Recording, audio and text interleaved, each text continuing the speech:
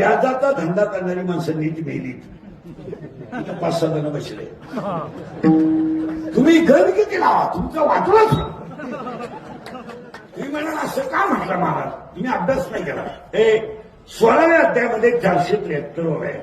473 आणि 473 ओव्यांमध्ये 2च संपत्ती आहेत, दैवी संपत्ती आणि आसुरी संपत्ती. कधी ध्यानात ठेवा, तळतळात घेणं, दलाली घेणं, कमिशन करणं, टक्का काढणं ही आसुरी संपत्ती आहे आणि घामाचा पैसा कमावणं ही दैवी संपत्ती आहे.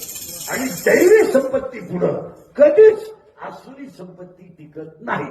पण आसुरी संपत्ती कमावताना जो आनंद मिळतो तो क्षणिक आहे. आनंद मिळतो. ट्रॅक्टर घे, जीसीबी घे, धाबा टाक, बार टाक, पंप टाक, इडी पोरं पायदा कर, एकच वर्ग ते फटबावलीचं ते मोकार केलं त्याने बाप हाणला, एकच पोरगी कॉलेजला गेली ती परत आली नाही. तमाशा हो ना, हा जीवनामध्ये तमाशा आहे. होणारच का त्याचं उत्तर ऐका.